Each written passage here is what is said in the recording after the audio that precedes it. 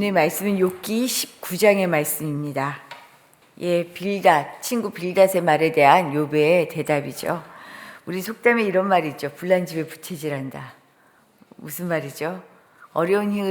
사실은 어려운 상황을 만나면 사람이 극도로 예민해지죠. 이때는 아무리 좋은 소리도 이상하게 좋게 안 들려요.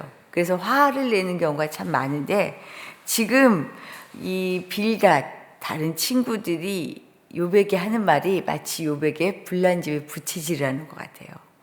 지금 그 마음을 지금 욥이 너무나 적나라하게 오늘 표현하고 있어요. 친구들의 비난과 충고를 빙자한 독설에 대한 심경이 오늘 2절 말씀을 보면 이렇게 표현이 됩니다. 우리 2절 말씀 같이 한번 읽어볼까요? 너희가 내 마음을 괴롭히며 말로 나를 짓부수기를 어느 때까지 하겠느냐. 너희들 말이 진짜 날 너무 괴롭히고 있어. 내 마음을 짓부수고 있어. 짓누르고 있어. 3절에서는요, 자신을 향한 지속적인 학대다라고까지 이야기하고 있어요. 지금 욥의 마음이 이런 거예요. 말을 들을 때마다 마음이 짓이겨지는 것 같아요. 비수를 꽂는 것 같다는 거죠. 사실 욥은 이미 자신을 향해 친구들이 계속해서 충고를 하니까 이런 간청을 한 적이 있어요. 16장에서 이런 말을 합니다. 나도 너희처럼 말할 수 있나니 가령 너희 마음이 내 마음자리에 있다 하자. 나도 그럴듯한 말로 너희를 치며 너희를 향하여 머리를 흔들 수 있느니라. 그래도 입으로 너희를 강하게 하며 입술의 위로로 너희의 근심을 풀었으리라. 이 말은 뭐냐면요, 내가 만일 너희와 같은 입장이라도 나도 너처럼 했을 것 같은데, 그래도 나는 입에 발린 소리라도 너희 마음을 위로하는 자리에 있었을 거야. 내가 지금 이 상황만으로도 너무 충분히 힘든데 제발 이제 그만. 너 나의 믿음의 동지들이었잖아. 그러니까 너희들만이라도 나를 좀 밀어주고 위로해 줄 수 없겠니? 라는 말이죠. 욥의 탄식입니다. 욥과 친구들의 대화를 쭉 보면 알 수 있는 것처럼 공경에 처한 사람을 세울 수 있는 방법은 논리가 아니에요. 합리적인 말이 아닙니다. 따뜻한 위로예요. 위로. 그래서 우리가 오늘 첫 번째로 돌아볼 수 있는 말씀은 고난당하는 사람을 불쌍히 여기고 위로하는 것이 성도의 도리입니다. 성도의 도리. 히브리서 12장 말씀을 보면 이런 말씀이 있어요. 무릇 징계가 당신은 즐거워 보이지 않고 슬퍼 보이나 후에 그로 말미암아 연단받은 자들은 의와 평강의 열매를 맺느니라. 그러므로 피곤한 손과 연약한 무릎을 일으켜 세우고 너희 발을 위하여 곧은 길을 만들어 저는 다리로 하여금 어그러지지 않고 고침을 받게 하라. 이 말은요, 지금 만나는 고난이 설령은 자신의 잘못으로 인한 고난일 수도 있어요. 그런 고난일지라도 우리가 할 일은요, 정죄가 아니라 이들을 위한 기도와 위로입니다. 왜냐하면 고난은 단순히 죄에 대한 벌, 심판에 그치지 않아요. 하나님의 심판에는 반드시 목적이 있어요.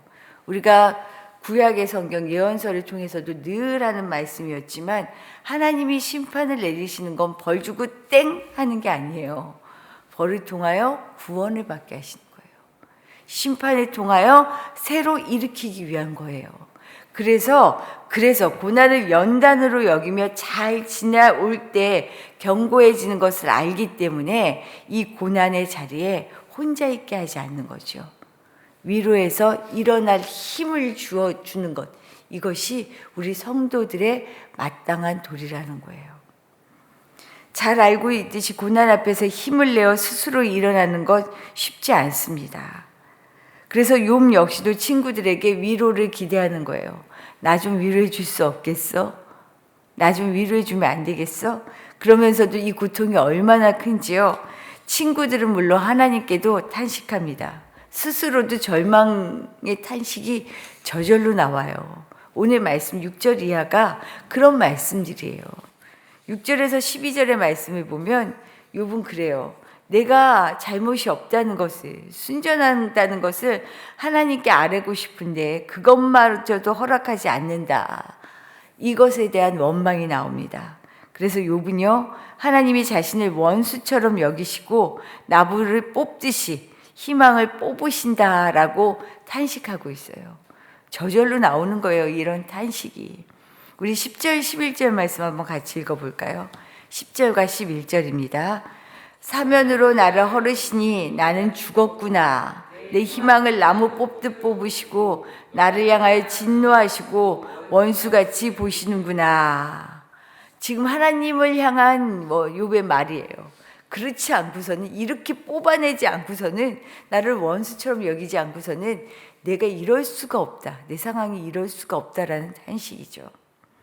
이런 자신의 처지를 보면서 13절 이하에서는요, 소외당하고 고립된 자신의 상태를 탄식합니다. 하늘도 친구도 친지도 자신을 멀리하고 있다. 사랑하는 사람들이 자신을 원수로 여기는 것 같은 지독한 외로움, 그 외로움을 얘기합니다. 이런 고통 앞에 선 욥이 만약 내 앞에 있다면 우리는 무엇을 할 수 있을까요? 욥에게 어떤 말을 할 수 있을까요? 어떤 말을 해야 할까요? 위로입니다. 위로가 구원을 이룹니다. 사도 바울은 고린도후서에서 이런 말을 했어요. 이런 고백을 했어요. 우리가 환난 당하는 것도 너희가 위로와 구원을 받게 하려 하는 것이다. 우리가 위로를 받는 것도 너희를 위로받게 하려는 것이니 이 위로가 너희 속에 역사하여 우리가 받는 것 같은 고난을 너희도 견디게 하느니라. 무슨 말이에요? 고난을 견디게 하는 것은 위로밖에 없어요. 근데 이 위로가 뭐예요? 우리가 그래서 몫이라는 거죠. 고난을 연단으로 여기며 견디고 열매를 맺게 하는 힘은 계속 말씀드리지만 말이 아니라 위로를 통해 이루어집니다. 그래서 세상에 구원을 선포하는 우리들은요, 고난당하는 이들의 눈물을 외면해서는 안 돼요. 이들과 함께 울 수 있어야 하고 그것이 위로해야 할 이유입니다. 왜요? 이들의 구원을 위해서. 구원은 말로만 이루어지는 게 아니기 때문이죠. 그런데 옆에서 이런 위로를 할 때 이 위로와 함께 정말로 일어날 수 있는 힘, 고난을 인내할 수 있는 힘이 어디서 나오는 줄 아세요? 두 번째 말씀이에요. 고난을 인내할 수 있게 하는 미천, 힘은요, 믿음입니다. 욥은 가죽과 살이 뼈에 붙어 있을 정도로 간신히 자기가 존재하고 있다라고 얘기하고 있어요. 그 극한 고통의 한가운데서도요, 하나님을 뵙고 신원받는 것을 열망합니다. 25절과 26절 말씀이 바로 이것을 얘기해요. 우리 25절, 26절 같이 읽어보겠습니다. 내가 알기에는 살아계시니 마침내 그가 땅 위에 서실 것이라. 내 가죽이 벗김을 당한 뒤에도 내가 육체 밖에서 하나님을 보리라. 정말 자기가 설 수 없고 죽을 것 같은데 그래도 그 끝에 누굴 보고 싶어요? 하나님 보고 싶어요.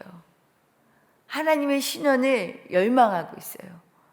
이거 아니죠. 항변이라도 하듯이 하나님을 만나고 싶어요.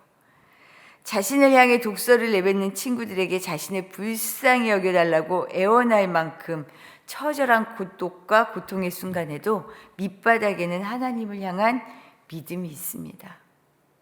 왜요? 아무도 끝까지 자기가 해줄 수 없다는 걸 알아요. 자신의 끝에는 하나님밖에 없다라는 정말 어떻게 나를 원수처럼 여기냐고 하면서도 알아요. 하나님밖에 없다는 것을.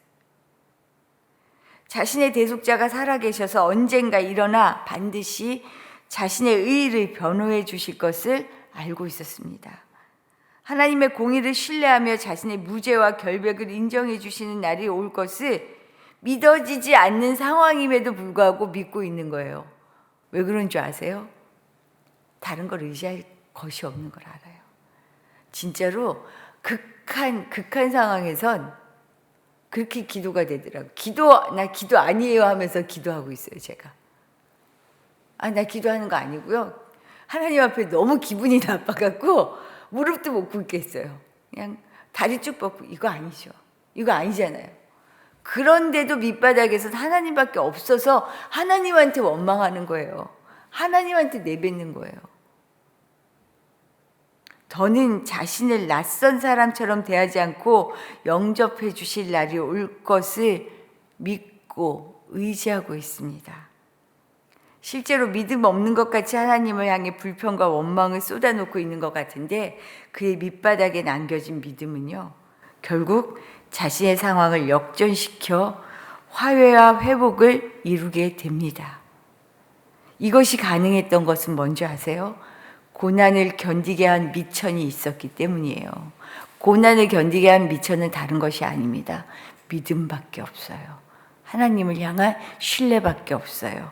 그래서 실제로 욥은 이 신뢰 때문에 다시 일어날 수 있었습니다. 광야와 같은 세상에서 우리의 일은 믿음이 미천이 되어서 어떤 상황에서도 고난을 견디어내는 것입니다. 그리고 우는 자와 함께 우는 위로자로 세상에서 구원을 이루는 것이 우리 삶의 몫인 것이요, 성도의 도리인 것이죠. 그래서 두려워하지 말자고요. 어차피 맞닥뜨려야 하는 거라면 그냥 당차게 할 수 있는 힘을 하나님께 구할 수 있으면 참 좋겠어요. 우리 하나님 앞에서 이렇게 믿음으로 당당히, 그리고 힘을 내어서 오늘도 하나님, 살면서 그런 일 이제 그렇게 느껴지지 않으세요? 죽기 아니면 까무러치기다. 정말로 더 가할 수 없을 때는요, 까짓거 할 수 없지 라는 생각이 들잖아요. 이런 마음으로요, 오늘도 하나님 앞에 주님밖에 없어요. 주님이 나 붙잡아 주세요. 이렇게 서실 수 있기를 부탁드립니다. 주신 말씀 생각하며 기도하도록 할게요. 사람을 세울 수 있는 힘은요, 말에서 나오지 않아요. 어때요? 그 능력은 위로예요. 우는 자와 함께 울어주고 기쁠 때 같이 웃어주고, 이것이 힘이죠. 하나님, 그래서 우리 모두가 고난을 인내할 수 있게끔 하나님 그런 사람 되게 해주십시오. 그리고 고난을 이길 수 있는 힘은, 미천은 믿음밖에 없습니다. 우리가 어떤 상황에서도 주님 꼭 붙잡는 이 믿음 갖게 해주십시오. 기도하시기를 부탁드립니다. 더불어서 우리 교회를 위하여 오늘은 기도하는 날이에요. 우리 교회가 2023년을 감사로 돌아보게 하시고 2024년을 어떻게 우리의 몫을 잘 감당할 수 있을까? 그래서 어떻게 사역을 이루어가고 함께 서갈 수 있을까? 이를 위해 고민하고 많은 회의들도 하고 있는데, 주님, 2024년 이 땅을 위해 함께 웃고 울 수 있는 교회 되게 해주십시오. 이런 일들을 이루어가게 해주십시오. 같이 기도해 주시기를 부탁드립니다. 기도드리겠습니다.